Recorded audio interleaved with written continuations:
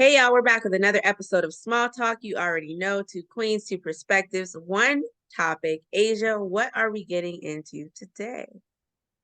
So today we're gonna start the conversation off with, well, I have a question for you, Britt.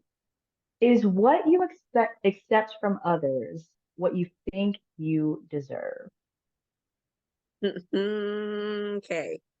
Is what I accept from others what I think I deserve? That's Hmm. that's the question. Whew. Yes and no, right? I Okay. feel like people treat me how I meet them to a certain degree, right? Because some Mm-hmm. people are very much selfish and they don't care. But to all of my people that are close, my family, some of my friends, they I put out the energy. I set the tone of the relationship, right? I we both together define the boundaries of the relationship, how far or not far to go. So I feel like when people dish out what they give me, yes, I do feel like I'm deserving of that. However, there's always those folks that don't, right? Pour into you as much as you pour into them. So I have Right. and I just had this conversation maybe last week with my husband in terms of like, I feel like I have an expectation of folks because I do so much for people or because I Mm-hmm. connect or because I have this energy like about me that I just do it because I want to do it, not because I'm looking for something in return, right? Right. So I feel like I am deserving of these things in return. However, I don't get them. So in that instinct, right? The answer is no. Mm-hmm. I don't get what I deserve, but I do accept it, which I shouldn't, but I do Mm-hmm. from other people. So that's like a two-way yes, no response for me. What about you? Mm-hmm. I think this is a really good one. Okay, so I think that I've been fortunate enough to have really like most of the time to have really good experiences with people, right? Just because I'm very protective of who I let into my space, like my personal space, my inner circle, if you will. Um, I do think sometimes that because I have struggled with um with worthiness and feeling worthy of like love and just I don't know, just overall worthiness. I think that that's sometimes when I do experience different things of like somebody hurting me or somebody not treating me kind or whatever the case may be, I do accept those things even when it is negative because I think it's somehow is feeding this insecurity that I have within myself, or it's feeding like this idea of like, well, something in them saw how unworthy you are, and that is lining up with how unworthy you feel about yourself. So that's what you deserve, right? So I think that there have been times that I've had a skewed understanding of what I deserve. And so I have accepted in the past when those negative things come to me because I think that on some level, I believe that it is what I deserve. Um, and then that turns to like this striving thing, right? Of just like, okay, so now let me try to like overcompensate, right? And let me try to prove how worthy I am, um, so that I can get the good out of life or something like that. And so I think in those moments, then it's like, oh, okay, cool. Like they do genuinely love me or they do genuinely care or whatever the case may be. And like, oh yeah, I do deserve those things. But I think for a long time for me, I did not accept when people were being good to me because I didn't think that I deserved it because I struggled with unworthiness. And I think I did accept when I would get hurt by people, and I was super like really forgiving because I think on some level, even if I never said it outright, I think on some level I felt that it was like affirming an insecurity that I had. Oh, that's good. That's good. So you feel like it has changed and developed over time depending on the people that you meet, basically. Yeah, and how I see myself Hmm. too. Okay. That's good. I heard this guy say, even so like using the example of like dating. That's the first thing Mhm. that comes to mind. Or establishing friendships really. Like we kind of attract the people that are a reflection of ourselves. Right. So like Mhm. it's you're literally standing in the mirror looking at a boy version or a girl version, if you're a male Right. version of yourself, right? And then you kind of like weed out the toxic traits or you weed out like the bad things. But Yeah. then you also compartmentalize the good things, right? And so Mhm. when your relationships are not aligned with one, like your relationship is, you're not aligned with one another in the relationship is what I'm trying to say, then you take those good things with you, and those negative things are things that you now know that I don't want or I don't deserve, right? Right. And so then we're Mhm. able to, once we once we realize that, and I love that he said that, because once we realize that, I feel like we're able to detach ourselves from people and move on, Yeah. right? Yeah. Knowing, okay, this was a good and this was a bad. I was looking at a reflection of myself. There's something in me that attracted me to this person because I got a little piece of that in me Right. that either needs to be fulfilled, that's already there, or I'm trying to learn how to navigate this newly developed something that I feel, Mhm. right? And so then like we're able to kind of define our worthiness or Yeah. define like what we are going to accept moving forward from people and how much of Mhm. it we deserve or don't deserve to Yeah. build healthy relationships or to live in these spaces healthy. I think that's like Yeah. that's the word, is healthy, right? You don't want to live in Yeah. um, so yeah, I tell my clients this all the time in using Mhm. that tiny example. This is something that we have to learn how to do. Detaching ourselves from people or from spaces because traumas and triggers and Yeah. all these things can be difficult when you're used to something or if you Yeah. define yourself a certain way. So I think it's really Mhm. important to kind of understand what that looks like too. Yeah. No, I think that's good. So how do you, right? Like how do you navigate spaces where you have detached, right? Like you've learned how to detach yourself from certain things, certain people, places, all that stuff. And then you're in like, let's say another season of your life, or you go to a new job or whatever, and you're faced with those same triggers, right? Like how do you handle that? How do you navigate that when you're almost like reintroduced to similar triggers that you thought that you overcame? So I'm going to be honest with you, and I love that you asked this. I feel like, and for me, in my personal experience, there's a lot of triggers that I thought that I was over that I am not over. Mhm. It's one thing to hear a song and remind you of a moment, and you could just change the radio, right? Like that's how I would handle that in a situation. It's another Mhm. thing if somebody says something or somebody does something or sounds like somebody or smells like somebody and it Mhm. takes you back to a space. And yeah, you can quickly remove yourself from the situation.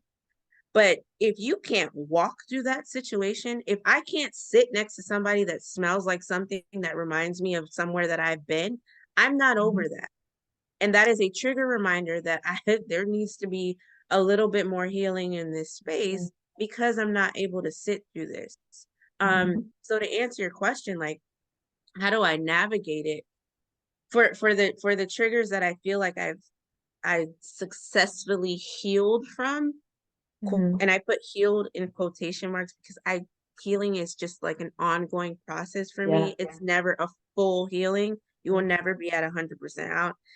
The other therapists, other people may have their opinions about it, but healing is a journey for a reason. Journeys meaning there's a destination, but there's always somewhere else to get to, Mhm. right? Yep. Um, I feel like, so in instances where I'm further along in my healing journey, that is navigated through just simply grounding myself, like realizing that what we use in like PTSD type client, like Mhm. realizing you're here in the present moment, look around you, what can you feel, what can you see, what can you touch? Like you're no longer in that space anymore. You're good. You got it. And I Mhm. slowly bring like my anxiety levels down. Now Yeah. for other stuff, girl. And I get triggered fast. I'm like, because I always like full attack mode, right? Like fight or Yeah. flight. What you doing? That's Yep. that's how I am. Hmm. That for me is just it's harder to do, and I'm a work in progress, and I'll just leave it there. How do Oh you my let God. same question, sis. How do you, if you're presented with triggers that you have faced previously, how do you navigate through them? I'm laughing because I think a part of me, I get very delusional, just being Ooh, real, right? I get delusional like that's not bothering me. Like I'm really okay. Like, nah, I'm good. Um, Even though it might be bothering me, but I literally try to ignore and be so like delusional to the point where I'm like, if I say enough times that it's not bothering me, then it won't bother me. If I say it, then it's just going to give it power and all the things. And I think that that's true in some regards, right? But I also think that when you are the type of person that you like almost ignore what's actually there, and Britt, you say this about me all the time. I justify everything, like all the things. I'm like, no, no, no, it's like this because da da da da. Or like, no, no, no. Well, like, I mean, kind of, sort of, a little bit. Like, I see that, but and also, um, instead of like literally being nah, like that sucks. Like, I am repeating that cycle, right? Or I do actually feel like this. Um, and so I think I'm learning, rather, I'm learning to just call the thing, call it like it is. And it's hard for me sometimes, honestly, because I think I spend so much time pretending that I'm okay with certain things or like bearing them that it's hard for me to admit, like, oh no, like I do miss this person, or that is a trigger for me. You know what I mean? And so I'll have my 5 minutes of like, sometimes I'll cry about it. Sometimes I literally will out loud like say like that freaking sucks, or dang, I didn't know it was like that for me. And I have a little like isolation period. I do. Mm-hmm. And then I try to think of a game plan, right? So like recently I didn't know I was being triggered by something. I really thought I was okay. And it wasn't until I just walked out the house and I was like exploring this new city of mine that I got so triggered by walking into a mall. So triggered. And the whole time I'm in the mall, though, I'm trying to convince myself that I'm not being triggered. And Yeah. I went into like that, no, girl, you good. A mall, come on, that wouldn't trigger you, right? And then it wasn't until the drive back home that I really had, because you're doing is driving. So like I was trapped. So it was just like no, I'm sad. So I just said out loud, I'm sad because X, Y, X, Y, Z. And so for me, it's important for me to start calling things out and to Mm-hmm. not pretend with myself first, because I can't even talk to my friends about it because I'm lying to myself. So for First. me, I Yeah. have to stop lying to myself first, Mm-hmm. acknowledge that it is a trigger, and then talk to my support system or think of a game plan of like how to, either dismantle that or to navigate through whatever the trigger is for me. Do you think that that there will ever be a time where you can go revisit that mall and feel comfortable enough to walk through it without the trigger smacking you in the face? Yeah, um I think so because I've now identified why it was a trigger for me. So it's like, it wasn't just like the mall itself, but it's what the mall represented, right? And so it's navigating the city, like, just like going to different places and stuff like that. And so for me now, I haven't gone back to the mall, but I've gone to other places that also represents like, oh, okay, well, I'm building new memories and I'm like navigating the city and this is my space, and that type of thing. But I do think at some point I'll be able to go back to the mall only because it's not gonna spring up on me. Like the trigger, like I legitimately did not know it would be a trigger for me. It would be re-trigger me. Um, so it's just like, all right, well, I've acknowledged it's a trigger. I've acknowledged why it's a trigger, and now I can dismantle that thought, right? That's behind it and the feelings that come with it, from facing it head on. Okay, that's good. So as you're talking, I think it's important to highlight too that like if your triggers are place specific, right? Like Disney World, you Mm-hmm. can either avoid it or you can face head on Disney World, right? But you Mm-hmm. could then go to Busch Gardens or you can go to Right. SeaWorld, other theme parks, right? Where you're not as triggered. Like your trigger is specifically tied to Disney World. So Mm-hmm. for you, it's specifically tied to that mall because Right. that's space, right? But what Mm-hmm. happens when it's tied to something like alcohol? I'll Yeah. give you an example, right? Um, I'm not a drinker. However, I was in a relationship where my partner was a heavy drinker to the point where he missed a lot of milestones that he needed to be there for. Right. Um, and when he drank, he got out of control. Like it was Mm-hmm. it was out of control. And it was never abuse. Well, verbal abuse, I'll say that, but Yeah. never anything physical, right? Physical. I haven't been in a domestic situation with him. So I'll say that that was triggering for me because that was wear and tear on my confidence, things that he would say out of his mouth. Like it Mm-hmm. was a very, very nasty relationship. So moving from that experience in my past, we would sit in like church and I would smell the alcohol seeping through his pores, or Mm-hmm. we would be talking, I don't know, over breakfast or something, and I would smell the alcohol from the night before when he had gone out. Mm-hmm. So moving forward, when I started dating my now husband, right? Right. He's not a heavy drinker at all. He's very much like a social, if that. Yeah. But our first date, he didn't know any very much about me. Our first date, he was out with his we went out, we had a great Mm-hmm. time. Then he went out with his boys, like, I don't know, maybe a few hours later or something. Okay. He Mm-hmm. calls me on the way home and he's just talking nonsense, very Mm-hmm. obnoxious, like loud or whatever. And I'll never forget that he heard my brother in my home and he was like, Mm-hmm. "Who's that in your house?" Blah blah blah blah. I was instantly triggered because my last previous relationships prior to Mm-hmm. come back, right? He would then ask those questions like who you at, whatever, Mm-hmm. whatever, because of his own insecurities and what he was doing. So Right. when he asked me, it was like, huh? We're not even together. Mm-hmm. What do you even mean? Mm-hmm. Right? Oh, I'm coming through. Come then. Come on. The door is open. Let's go. And when he Right. got there, like again, just kind of thinking about moments where you smell the liquor, it instantly Mm-hmm. took me back to a space where I was like, no. And I was able to lay a boundary there that said, I'm not Mm-hmm. doing this with you. If you Yeah. have this, I cannot walk this walk with you. So let's nip this now. It's literally like Yeah. week one. So I'll give you the benefit of Mm-hmm. the doubt that this doesn't need to happen anymore. Mm-hmm. And we were able to push past that, obviously. We're Right. married now. But I Husband do now. like, yeah, I do feel like it's harder. No, Mm-hmm. every trigger is difficult to maneuver through, but we all have like different levels of triggers Yeah. where smells and taste and different stuff like that is very Mm-hmm. much different than going to an actual place, Yeah. right? Like Yeah.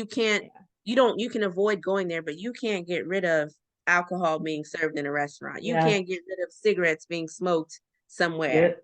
right? So like, how would you say, now that I've shared my story, how would you what as a on the mental health side, what would you tell me? I'm putting you in the hot seat Yeah. as your client, like how to maneuver through these types of triggers if I'm exposed to them. What are some coping strategies? Yeah. I think something that you said early on, about like grounding yourself. I think having grounding techniques is probably the biggest and best um coping skill, if you will, or skill to use because it just puts you back in the present moment, like you said. Because when we're having these triggers, it's basically the past that is Mm-hmm. now infiltrated our present, right? And so it's being able to and for people, there's different things that you can do, right? So like 5, 4, 3, 2, 1, so like 5 different things that you see, right? Different things that you smell, all those types of things to ground you. Also, um, sometimes I've had like clients in the past that they keep a pleasant smell with them. So for Ooh. instance, so like a particular perfume, or some of them even have like bracelets that you can put like essential oils in, right? Some people have, they carry around like little essential oils so that if there is like a trigger that they're experiencing in the moment, real time, then they can legit just either spray themselves with it or rub the essential oil on them to give them a new, like a new, almost like a new perspective to almost like reset their senses in general. So that's definitely a helpful one. And people usually on hand have like lotion or Hand women will use sanitizer. that perfume. Yeah, exactly. Mhm. Which doesn't have to be like super noticeable to anybody else, right? But you know what you're doing. Um, so I think if you're like in the moment, present, like and it's happening in those moments, those are the two that I really appreciate. But just finding different ways, yeah, to just ground yourself. Other times is like being okay with feeling the tension. Right. Um, Mhm. and so like there's a thing, progressive muscle relaxation, but you don't have to do all that. But just like if you realize that your shoulders are getting tense, or some people their jaws usually locked when they Mhm. get like really, really triggered, right? So it's literally saying to yourself out loud, and this is another technique that I'm going to pair with it, but you say it out loud, like loosen your jaw. You are okay. I am okay. Uh, he's not here anymore. I'm actually sitting wherever you are, right? And so being able to bring yourself back to the present by stating what it is that you actually see around you, or saying to yourself, I'm safe, using different mantras and things like that. But I think preparing those things beforehand, Mhm. um, if you know that it's an active, like if it's a trigger that you know about, like alcohol, right? Like that's something that you would know that's like a trigger for you, right? But yes, preparation, grounding, um, yeah, Love it. essential. Love it. Love those things. I think one takeaway that I heard you say is bringing yourself to the present moment. We don't do that enough. Like even outside of being triggered by things and bringing yourself back to the present moment, even living in the moment. I feel like humans just present day is just so hard to like be realistic around, which is crazy Yeah. because we're currently in the now, right? Mm-hmm. But are we really in the now? Like a lot of people aren't. And I when we're talking about triggers, when we're talking about PTSD, think about depression and anxiety. Depression is literally you falling into a state where you're living in the past. Your memories are Mm-hmm. resurfacing because of something that has happened in your past. And then Yep. anxiety is you trying to look ahead at the future, trying to figure it Right. out, right? So now your Mm-hmm. heart is like, you're feeling all the anxiety Yep. symptoms because of the future. Why are Mm-hmm. we not living in the present moment? You know, like Yeah. we're not living in the present moment. And I think the reason why so many people have a problem with grounding techniques is because we're not living in the present moment. So now you're asking me to bring myself to the present time, Yep. right? Mm-hmm. It can become difficult. Again, the healing journey is your journey. However you get there, however much time you need, is totally Mm-hmm. up to you, right? Like do all the things to be in the present moment, to be in the now, to understand that you're not here anymore or you're not going there by anxiety Right. over fear. Mm-hmm. And just kind of slow step, get there when you get there, right? One thing at a time. Yeah. Absolutely. Ooh, this was a lot. This was heavy. This was definitely Oh, dipping in our like, social whoa, work are we bag. there? Are we like, wow, this was so basically, y'all have been invited into our therapy session. We're friends, Right, give each other therapy. right. Wow, that was That was good. beautiful. That was good. Yes. Before we go, I want you to end this with, for y'all that don't know, I call Asia for almost every little thing. Okay. Asia is I think we're both, we don't realize it, but we're therapists to each other. a Yes. lot of different times because her perspective may be the same, but it's translated so differently in how I needed to hear it in that moment. Like we can both talk about, I don't know, let's use like a multiple personality disorder. That's Yeah. the exact same topic, but it'll be translated so differently. And it's like, uh-huh, yep, that's what I was missing. So said all of that to say, how Hmm. would you how do you turn off there being a therapist and being a friend? Hmm. Somebody calls you, me. I call you because I want to talk to you about some stuff, some juice, right? How do Right. you then turn off your, and it's easy for me to understand because I am on the other side too, but for your Yeah. friends that aren't, that they don't Yeah. want to hear a therapeutic answer, how do you turn off the therapist in you and just show up for them as a friend? Or can you? Okay, so it's hard. It is hard sometimes because I am therapeutic in nature, I think. And my friends know that about me. So that's the good part of it. Um, and I always ask questions. So firstly, I just listen. I usually just listen. I wait for them to tell me, or I ask them like, all right, do you want to know what I would do? Do you want some advice? But a lot of times I do give feedback often. And I always say, I'm laughing because all my friends do it. They respond when I do this. I say, okay, well, maybe look at it this way, right? Or, okay, have you considered XYZ? So I kind of like just being real. I kind of test the waters a little bit just to see how they respond. Um, so because to like if I put something out there like a thought or like a okay, have you thought about this perspective? Um, then I wait to see if they're like, no, I don't need to hear that. Or if it's like oh yeah, all right, I didn't even think about it like that. But it's rare that I will give my personal opinion about something first. And I think that is actually what is the difference between me being a friend and a therapist, because as a therapist, we don't give advice. We Mm-hmm. ask you questions to get you to consider, to get you to think about a particular point of view or perspective that you might not have seen before.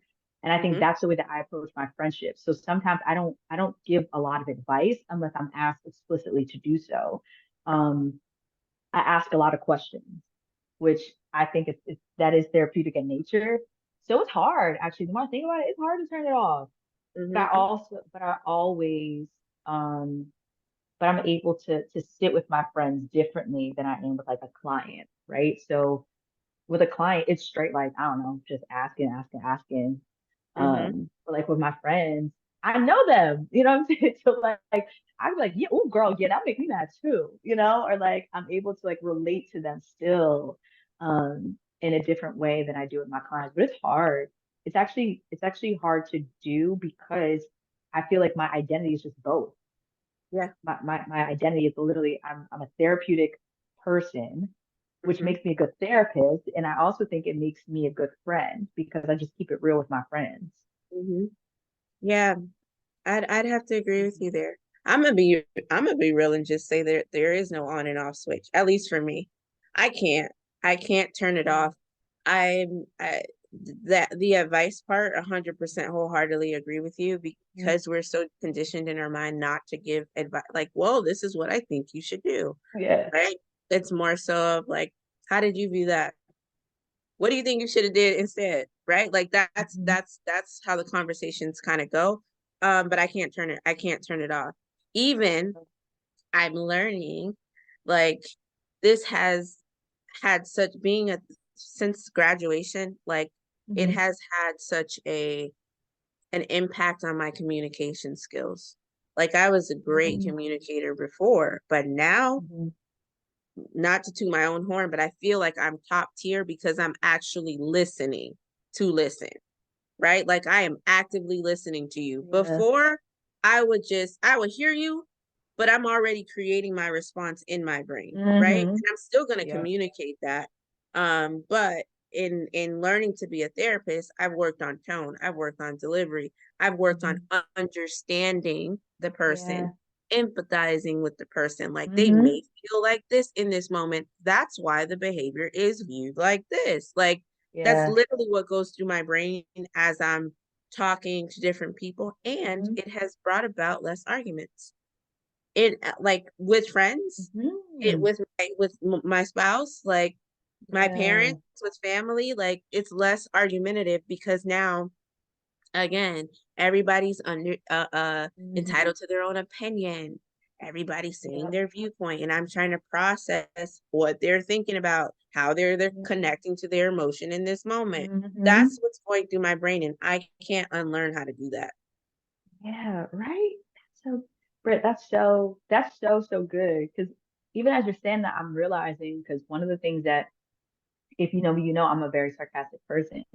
But I've realized that the longer I've been a therapist, the less sarcastic I actually am. And Mhm, it's because I cannot be sarcastic to my clients.